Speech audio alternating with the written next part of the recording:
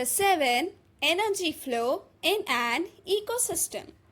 जैसा कि आप सब जानते हो, हमारे आसपास जो भी लिविंग थिंग्स हैं और नॉन लिविंग थिंग्स हैं, वो सब मिलकर एक इकोसिस्टम बनाते हैं।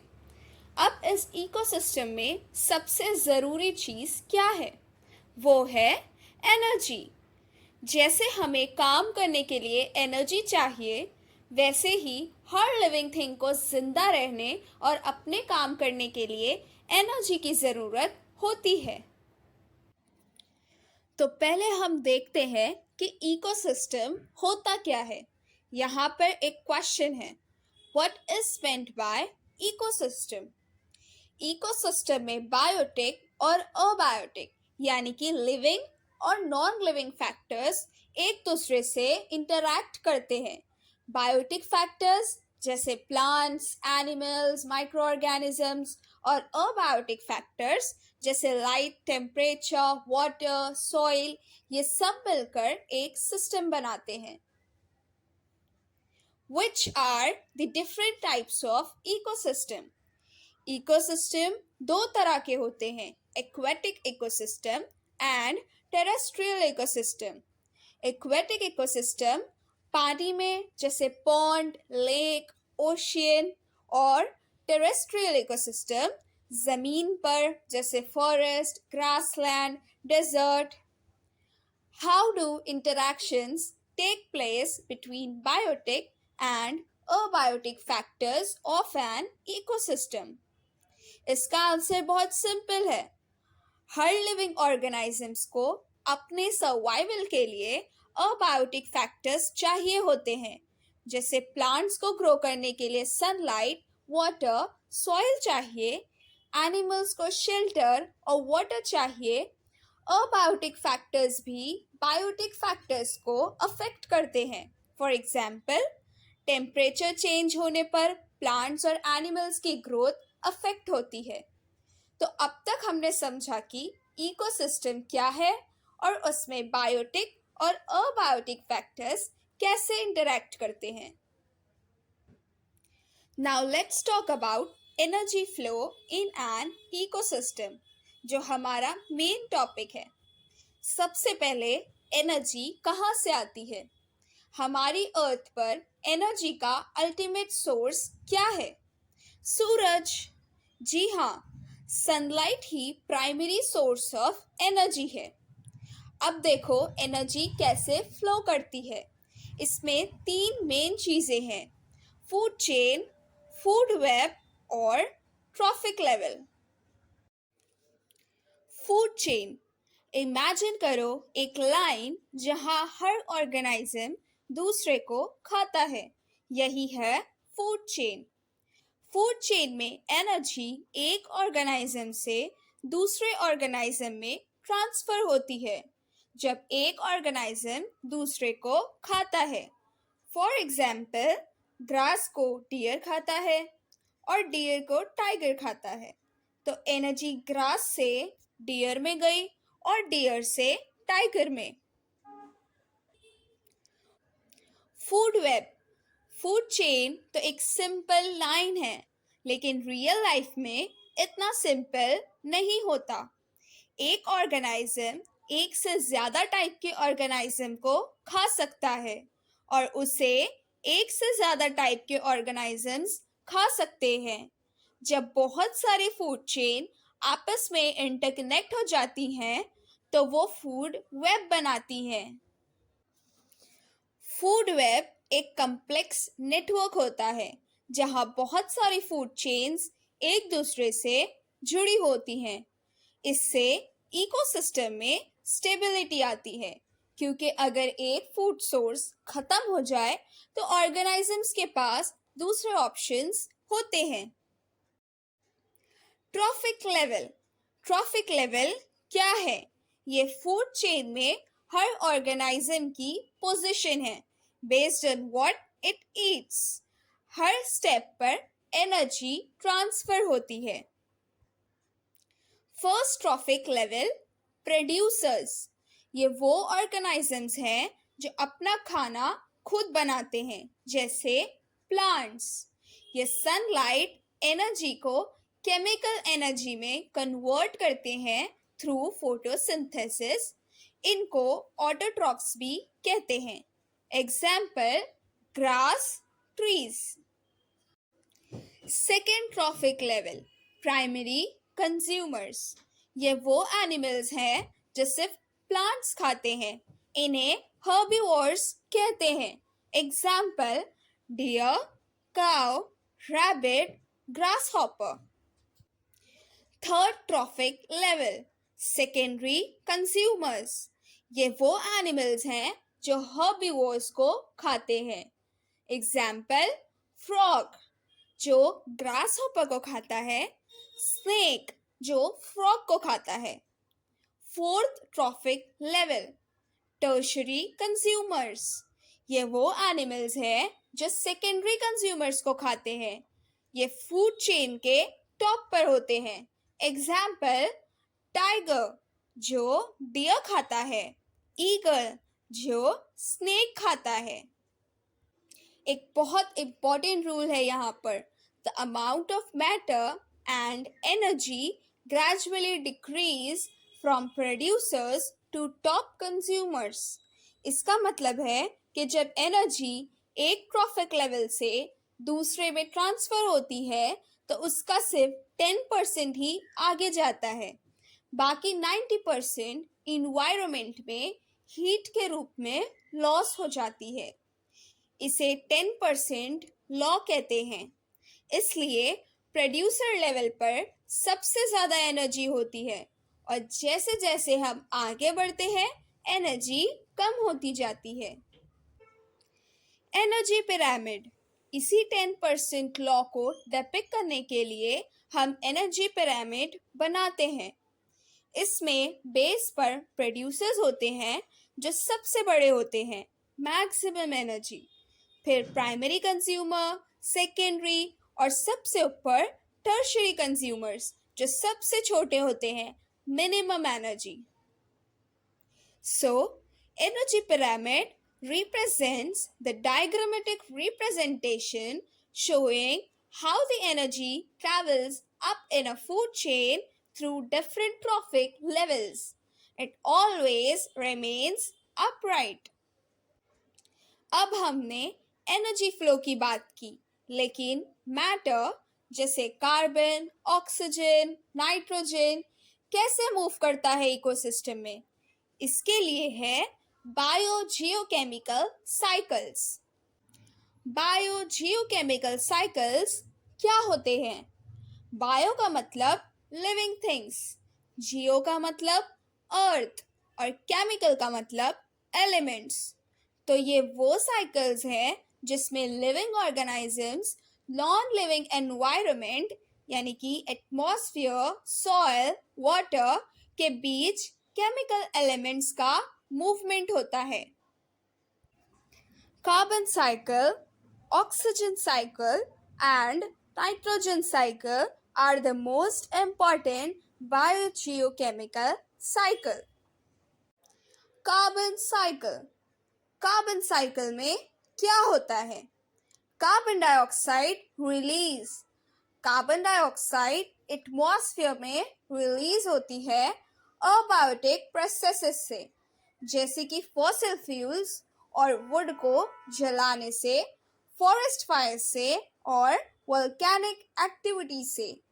Carbon dioxide is released into the atmosphere through abiotic processes like burning of fossil fuels and wood, forest fires and volcanic activity. Oxygen release, photosynthesis. Photosynthesis जो एक बायोटिक प्रोसेस है लिविंग थिंग्स के through, उसमें oxygen atmosphere में release होती है और respiration के थ्रू CO2 रिलीज होती है। Oxygen is released in the atmosphere by the biotic process of photosynthesis and CO2 through respiration. Balance of oxygen and carbon dioxide. Atmosphere में oxygen और carbon dioxide gases का equilibrium plants maintain करते हैं।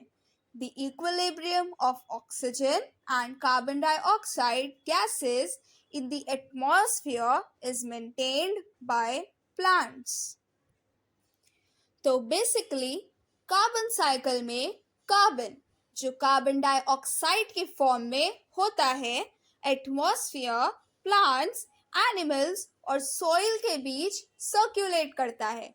Plants CO2 लेते हैं, हम CO2 छोड़ते हैं और फॉसिल फ्यूल्स जलाने से भी CO2 बढ़ती है। प्लांट्स ही है जो इस बैलेंस को बनाए रखते हैं। ऑक्सीजन साइकिल कैसे वर्क करता है? एटमॉस्फेयर में ऑक्सीजन, हमारी हवा यानी कि एटमॉस्फेयर में लगभग 21% ऑक्सीजन होती है। थोड़ा ऑक्सीजन पानी में भी घुला हुआ होता है।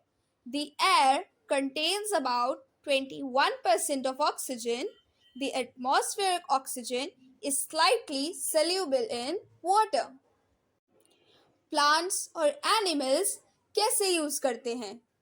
जो प्लांट्स और एनिमल्स जमीन पर रहते हैं यानी टेरेस्ट्रियल, वो हवा से ऑक्सीजन लेते हैं और जो एक्वेटिक प्लांट्स और एनिमल्स होते हैं वो पानी में घुला हुआ ऑक्सीजन यूज करते हैं। ये पूरी प्रोसेस रेस्पिरेशन कहलाती है, जिसमें हम सांस लेते हैं। Terrestrial plants and animals obtain oxygen from the air, while aquatic plants and animals use oxygen dissolved in water for respiration. Respiration की प्रोसेस। रेस्पिरेशन के दौरान हमारी बॉडी में जो कार्बोहाइड्रेट्स होते हैं वो ऑक्सीजन के साथ ऑक्सीडाइज होते हैं। इससे कार्बन डाइऑक्साइड रिलीज होती है और साथ में एनर्जी भी मिलती है। ये एनर्जी हम अपनी डेली एक्टिविटीज के लिए यूज करते हैं। During the process of respiration, carbohydrates are oxidised and carbon dioxide is released along with the release of energy. Combustion का रोल। जब हम कोल, वुड, पेट्रोल जैसे फ्यूल्स को जलाते हैं तो इसमें भी ऑक्सीजन यूज होता है। इस प्रोसेस में भी कार्बन डाइऑक्साइड और एनर्जी रिलीज होती है। Coal, wood, petrol etcetera need oxygen during combustion.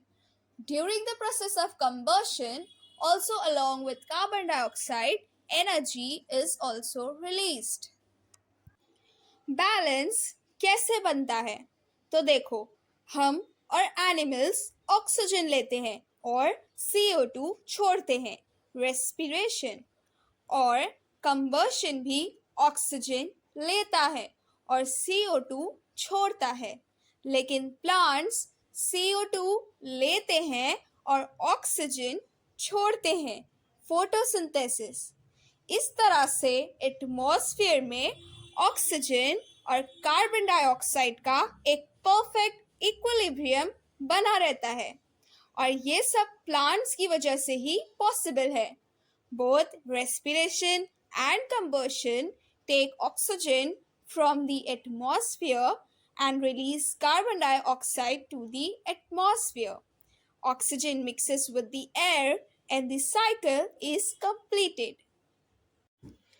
Plants का रोल, फोटोसिंथेसिस। इस साइकिल में ग्रीन प्लांट्स का बहुत बड़ा रोल है।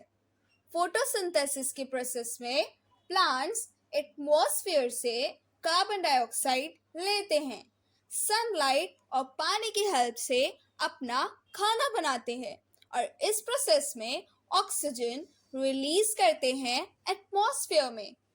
Green plants during the process of photosynthesis use carbon dioxide of the atmosphere and release oxygen to the atmosphere.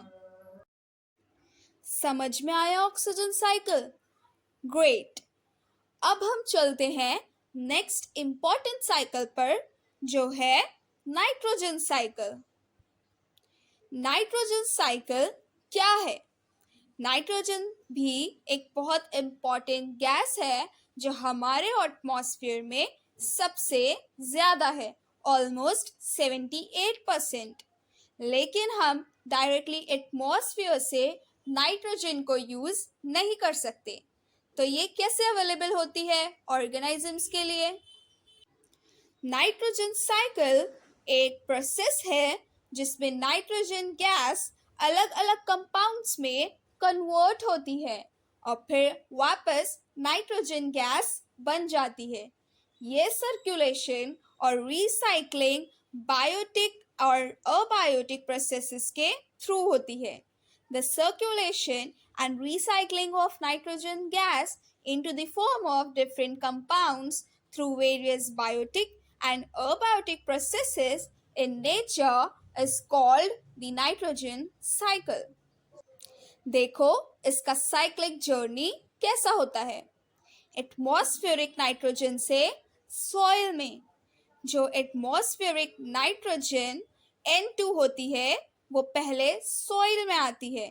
ये mainly कुछ special bacteria की हेल्प से होती है जिन्हें नाइट्रोजन फिक्सिंग बैक्टीरिया कहते हैं। The atmospheric nitrogen moves from atmosphere to the soils. Soil से प्लांट्स तक। अब ये नाइट्रोजन कंपाउंड्स सॉइल से प्लांट्स तक पहुंचते हैं। प्लांट्स इन कंपाउंड्स को अपनी रूट्स के थ्रू एब्सॉर्ब करते हैं from the soil to the plants. Plants से एनिमल्स तक। जब एनिमल्स इन प्लांट्स को खाते हैं तो नाइट्रोजन प्लांट्स से एनिमल में चला जाता है, from plants to the animals. Living being से सॉइल तक। जब प्लांट्स और एनिमल्स मर जाते हैं या उनका वेस्ट सॉइल में आता है तो उसमें जो नाइट्रोजन कंपाउंड्स होते हैं उनको डीकम्पोजर्स यानी बैक्टीरिया और फंगाई ब्रेक डाउन करते हैं। इससे नाइट्रोजन वापस सॉइल में आ जाती है, from all the living beings to the soil. Soil से वापस एटमॉस्फेयर तक।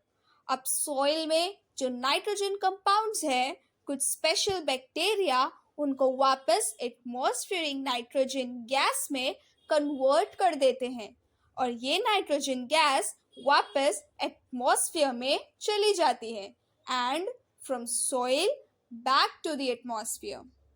तो देखा कैसे नाइट्रोजन एटमॉस्फेयर से सॉइल, सॉइल से प्लांट्स, प्लांट्स से एनिमल्स और फिर वापस सॉइल से एटमॉस्फेयर में सर्कुलेट करती हैं। इस पूरी साइक्लिक जर्नी को ही हम नाइट्रोजन साइकिल कहते हैं। This cyclic journey of the nitrogen is called the nitrogen cycle. Important processes in nitrogen cycle. Nitrogen fixation. Atmospheric nitrogen को प्लांट्स के लिए यूजेबल फॉर्म्स में कन्वर्ट करना। ये दो तरीकों से होता है, biological nitrogen fixation, atmospheric nitrogen fixation. Biological nitrogen fixation. कुछ बैक्टीरिया जैसे राइजोबियम जो लेग्यूमिनस प्लांट्स की रूट्स में होते हैं एटमॉस्फेरिक नाइट्रोजन को अमोनिया में कन्वर्ट करते हैं। कुछ फ्री लिविंग बैक्टीरिया भी होते हैं। Atmospheric nitrogen fixation. बिजली चमकने से भी एटमॉस्फेरिक नाइट्रोजन कंबाइन होकर नाइट्रेट्स बनाती है और बारिश के साथ जमीन पर आती है। नाइट्रिफिकेशन। अमोनिया को नाइट्राइट्स और फिर नाइट्रेट्स में कन्वर्ट करना। ये भी कुछ बैक्टीरिया करते हैं। नाइट्रेट्स प्लांट्स इजीली एब्जॉर्ब कर सकते हैं। एसिमिलेशन।